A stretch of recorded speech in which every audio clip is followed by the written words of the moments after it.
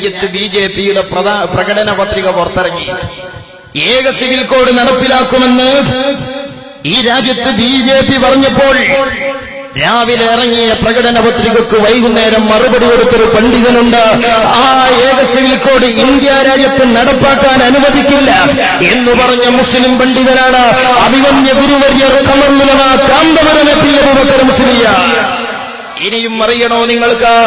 രാജ്യം മുഴുക്കയും മുസ്ലിങ്ങൾ ഇന്ത്യ വിടണമെന്ന് അലറി വിളിക്കുന്ന നരേന്ദ്രമോദിയുടെ അണികൾക്ക് മറുപടി പറഞ്ഞ് അഹമ്മദാബാദിന്റെ തിരുനെറ്റിയിൽ നരേന്ദ്രമോദിയുടെ മൂക്കിന് ചുവട്ടിൽ കടഞ്ഞു തന്ന് ഞങ്ങൾ ഇന്ത്യ വിടുന്നവരല്ല, ഇവിടെ മരിക്കുന്നവരാണെന്ന് പ്രഖ്യാപിച്ചൊരു പണ്ഡിതനുണ്ട്. അത് ഖമർ ഉലമ കാന്തപുരം പി അബൂബക്കർ മുസ്ലിയാരാണ്. അതിനു പകരം വെക്കാൻ ആനായിട്ടൊരുത്തനെ തന്നാൽ ഞങ്ങളെ നേതാവിന് ഞങ്ങൾ വിശ്രമം കൊടുക്കാം. ഈ സമുദായത്തെ യത്തീമാക്കാൻ അനുവദിക്കൂല, ഈ സമുദായത്തെ യത്തീമാക്കാൻ അനുവദിക്കില്ല. അല്ലാഹു ആ നേതൃത്വത്തിന് ദീർഘായുസ് നൽകട്ടെ, ആഫിയത്ത് നൽകട്ടെ. എന്നാൽ സഹോദരന്മാരെ, നിങ്ങൾക്കറിയണമോ, തൊഗാഡിയ കേരളത്തിൽ വന്നിട്ട് പറഞ്ഞു നമ്മളൊക്കെ പാകിസ്ഥാനിൽ പോണം.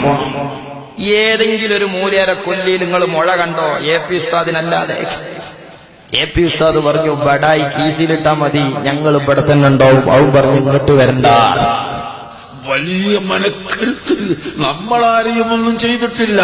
നമ്മൾ ഹിന്ദുക്കളെ ആക്രമിക്കുന്നവരല്ല, നമ്മളൊന്നും ചെയ്യുന്നവരല്ല.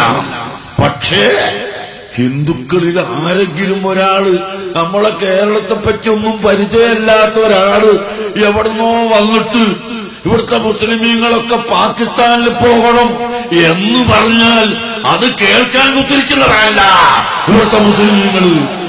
അത് പ്രത്യേകിച്ച് മനസ്സിലാക്കുന്നതും നല്ലതാണ്. അതുകൊണ്ട് നമ്മളെ കേരളത്തിലുള്ള ജനങ്ങളെ ഭിന്നിപ്പിക്കാൻ വേണ്ടി എവിടുന്നെങ്കിലും ഒരുത്തം വന്നിട്ട് മുസ്ലിമുകളൊക്കെ ജാവോ ജാവോ പാകിസ്ഥാൻ എന്ന് പറഞ്ഞാൽ ഗോ ഗോ എന്ന് നമ്മൾ പറഞ്ഞു. എവിടെ